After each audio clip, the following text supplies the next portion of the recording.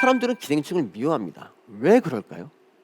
답은 하나입니다. 외모 지상주의. 이거죠. 저도 외모 지상주의의 피해자라서 아주 이 억울함을 잘 아는데, 이 외모 지상주의의 진정 문제점은 뭐냐면 이게 이쁜 거를 보고 이쁘다고 하는 그 차원이 아닙니다. 이쁜 사람은 행동도 이쁠 것이다라고 라고 낙인을 찍고, 그리고 못생긴 사람은 행동도 나쁠 것이라고 생각하는 거죠. 예를 들어 볼까요? 저 예전에 이제 제가 학생 때 저희 반에서 뭐가 없어졌습니다. 저는 당연히 뭐 관심도 없고 남의 일이었는데, 많은 애들이 저한테 와서 너 혹시 못 봤냐 이렇게 얘기합니다. 저를 의심한 거죠. 이렇게 생겼으니까. 정말 너무 억울하지 않습니까? 그렇죠?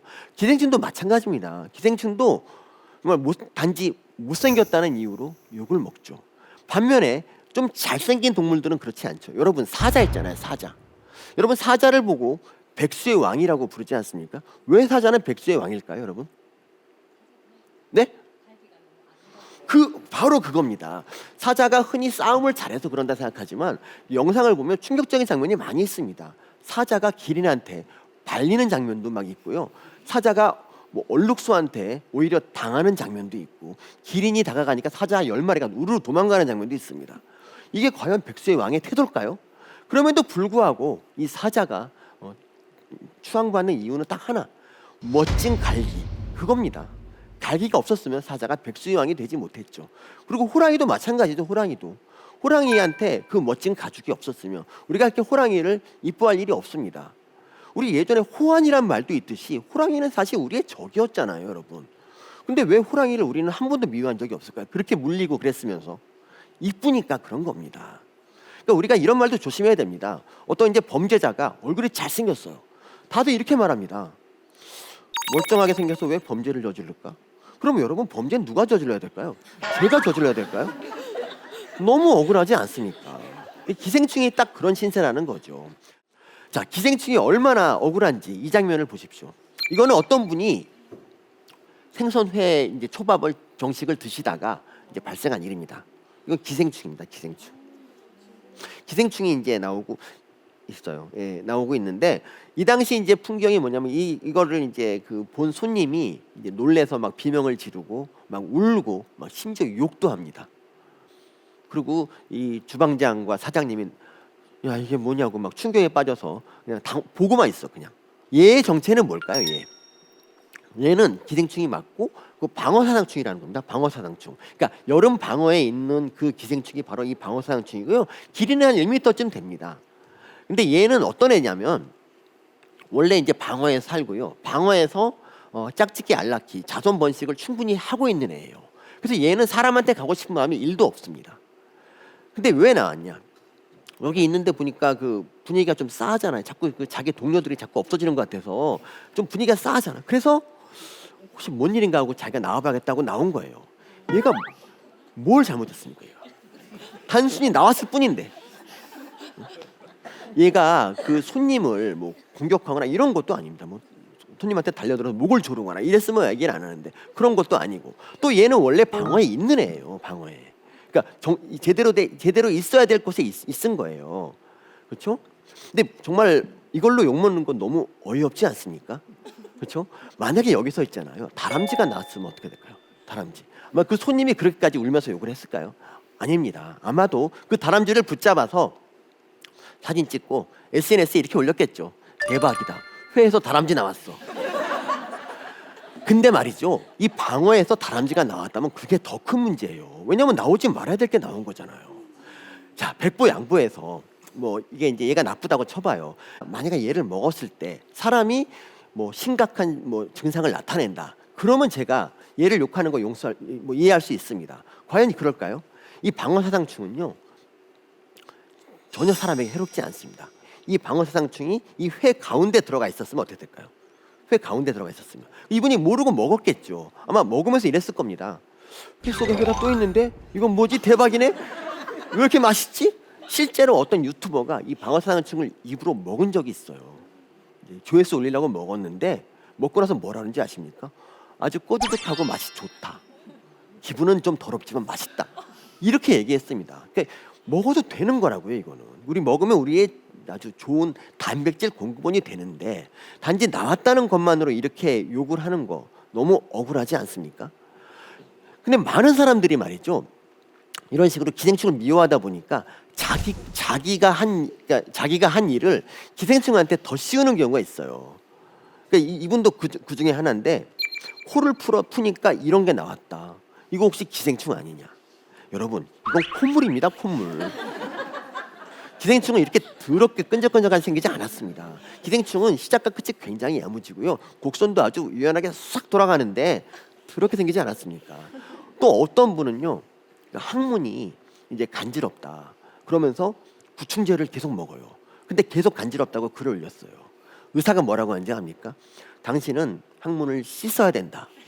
잘 씻고 잘 말려라. 그래야 안 간지럽다라고 말을 합니다. 그러니까 자기가 항문 관리를 못한 거를 이런 식으로 기생충 탓을 하는 겁니다. 이분도 마찬가지죠. 자기 몸에서 이렇게 더러운 게 나왔을 리 없다. 이거는 기생충이어야만 해. 바로 이런 거죠. 어떤 분은 이 고구마 줄기를 가져와서 이거 대변에서 나왔는데 기생충 아니냐, 이런 분도 있고요. 콩나물 줄기를 가져온 분도 있습니다. 너무 안타깝지 않습니까? 기생충이 기분 나쁠 일입니다, 이거는. 네? 근데 이렇게 된 사람들이 기생충을 괜히 미워하게 되는 이유가 뭘까? 우리가 기생충에 대해서 잘 모르기 때문입니다. 기생충을 잘 모르는 이유는 우리가 너무 인터넷을 침범하기 때문이죠. 제가 이제 설문조사를 해봤는데 31%가 기생충에 대한 지식을 인터넷을 보고 얻는다고 합니다. 그리고 주위 사람들 얘기한다, 듣는다, 그 말도 22%쯤 되는데, 이 주위 사람도 사실은 다 인터넷을 보고 얘기하는 거라서 인터넷에 포함이 됩니다.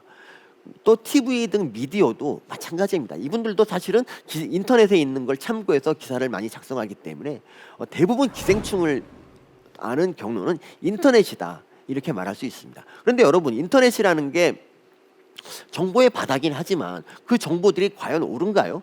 거기 가면 정말 희한한 정보가 되게 많고요, 이 참과 거짓이 섞여 있기 때문에 우리가 뭐가 맞는지를 알 수가 없습니다. 일반 사람은 절대 알 수 없어요. 그래서 여러분, 제가 기생충 책을 꼭 써서 그런 건 아니지만 기생충에 대한 제대로 된 지식을 알기 위해서는 기생충 책을 읽어야 된다, 이런 말씀이고요. 책이 싫으면 이렇게 오늘같이 강연을 들으시면 됩니다, 여러분.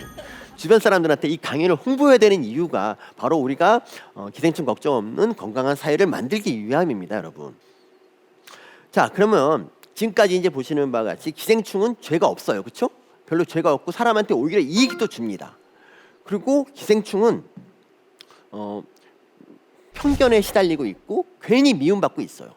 이럴 때 이제 그 매스컴이 이거를 좀 바로잡아주면 좋을 텐데 그렇지 않습니다.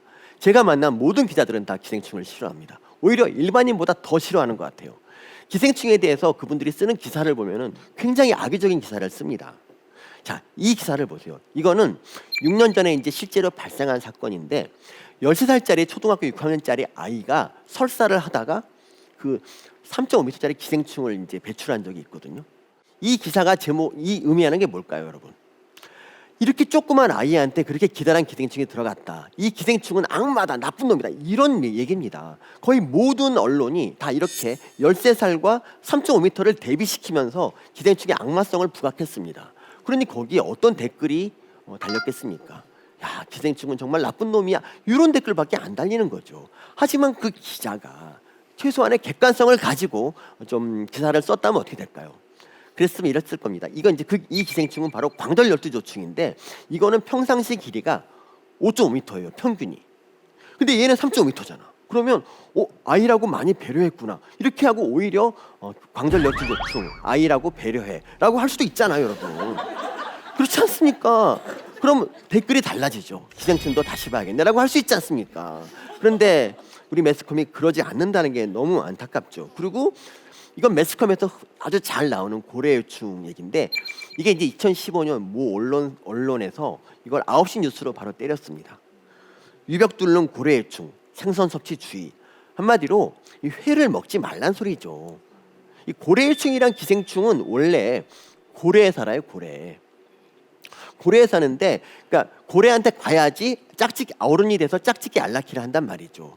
얘는 사람한테 가고 싶은 마음이 없어요. 그런데 사람이 이제 생선을 먹다가 이 고래충을 우연히 먹을 수가 있습니다. 근데 내장을 제거하면 거의 99.9%가 제거가 되지만 어쩌다가 0.1%가 이제 들어와서 사람에게 들어갈 수가 있어요. 그 고래충은 어떤 마음일까요? 일단 자기가 잘못 들어왔다는 걸 너무 잘 알아요. 빨리 여기서 나가자라고 생각을 합니다. 그래서 도망가려고 하는데 이제 위에서 위산이 나오잖아요. 그래서 놀래가지고 얘가 유벽에다 머리를 살짝 묻는 거예요. 그게 유벽을 뚫는 겁니까, 여러분? 고래충은 유벽을 뚫어본 역사가 없습니다. 유벽이 이만큼이라면 고래충이 머리를 묻는 건 이만큼밖에 안 되고요. 별로 아프지도 않아요, 그렇게. 그리고 이 기사가 왜 잘못됐냐면 이게 고래충 환자가 뭐 한 최소한 2~3명이라도 발생한 다음에 이런 기사가 나오면 괜찮은데 그렇지 않습니다. 이 기사는 낚시꾼한테 낚인 겁니다.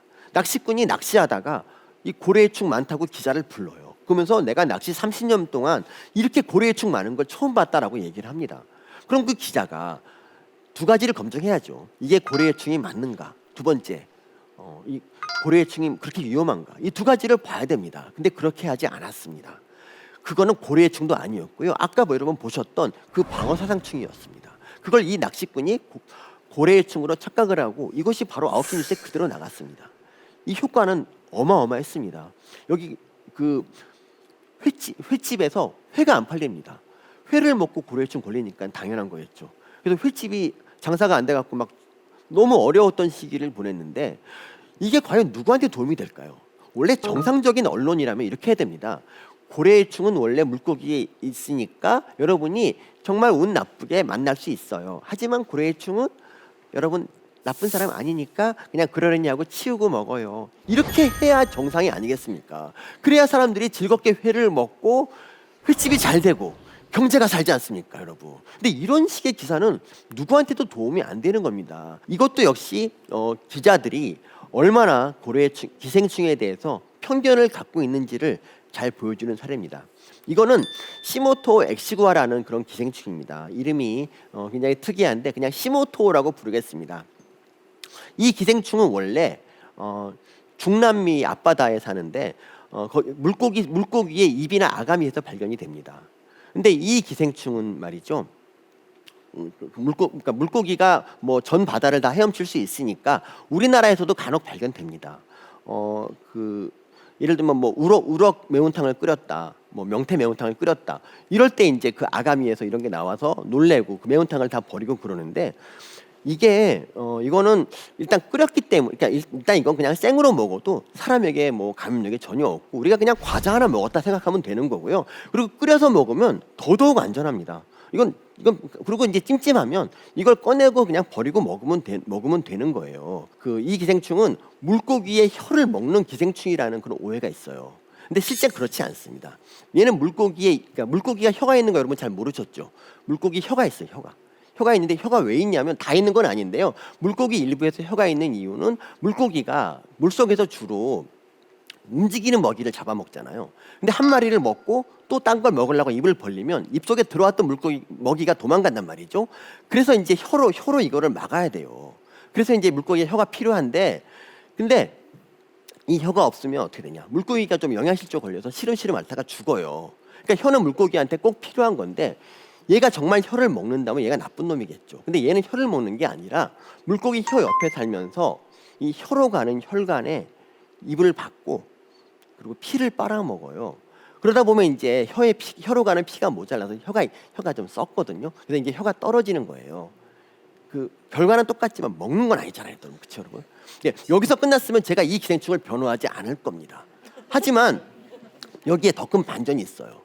여러분, 살다 보면 누구나 말입니다. 실수할 수 있지 않습니까? 그렇죠? 여러분들도 실수하잖아요. 방구 모르고 낀 적 있지 않습니까? 그러니까 중요한 거는 실수를 안 하는 게 아니라 실수를 했을 때 자기 책임을 인지하고 그리고 그 책임을 지는 거잖아요. 그렇죠? 이 시모토가 하는 일을 보면은 굉장히 감동적입니다. 이 시모토는 물고기 혀가 떨어지면 굉장히 놀래요, 자기 스스로. 그러면서 물고기한테 일단 진지하게 사과를 합니다. 내가 정말 미안하다. 너 어떡하냐? 요까지 하면 또 시모토가 나쁜 놈이죠. 왜냐하면 뭐 말로만 사과하면 뭐합니까? 어차피 물고기는 어차피 영양실조로 죽을 건데. 이 다음이 정말 대단한 겁니다. 이 시모토는 물고기에 떨어진 혀 위치에 딱 붙은 다음에 물고기의 혀가 하는 일을 합니다. 먹을 게 들어오면 못 도망가게 막아주는 역할을 한다고요. 그래서 혀가 없는 물고기라도 시모토가 있으면 물고기가 영양실조에 걸리지 않는 거예요, 여러분. 별로 감동적이지 않는. 이게 우리 사회 같이 말입니다. 우리 사회가 흔히 사과가 부족하다 그러지 않습니까? 사과가 제대로 이루어지지 않고 맨날 이런 얘기 하잖아요. 왜 진정한 사과를 하라면 이런 거 맨날 싸우잖아요. 근데 거기서 차라리 이런 시모토 정신을 이제 우리가 이 운동을 시모토를 본받자 이런 운동을 해야 될 판인데 지금 이 기사를 보십시오. 어떤 이 쓴 거. 에일리언 닮은 기생충 쌍욕 나오는 비주얼. 자, 이게 과연 훌륭한 기사일까요? 이 모름지기 기사라면은요. 기사를 읽고 깨닫게 되는 그런 게 좀 있어야 되는데 이거는 그냥 외모를 까는 거 말고는 아무것도 한 게 없습니다. 여기에 그 시모토의 감동적인 일화를 읽으면 어떻게 될까요? 우리가 그냥 보고 시모토도 사과 잘하는데 나도 사과를 해야겠다 이런 마음을 갖게 되지 않겠습니까? 그렇죠? 그렇죠. 근데 이 기사가 나가면서 이 댓글을 봤더니 이런 댓글이 있었습니다. 정말 생선 앞으로 못 먹겠다. 생선 우액 앞으로 절대 안 먹. 이런 기사만 있습니다. 자, 이 기사가 우리 경제에 오히려 도움을 주기는커녕 오히려 마이너스 역할만 하지 않습니까? 이런 게 너무 안타깝다는 겁니다, 여러분. 저는.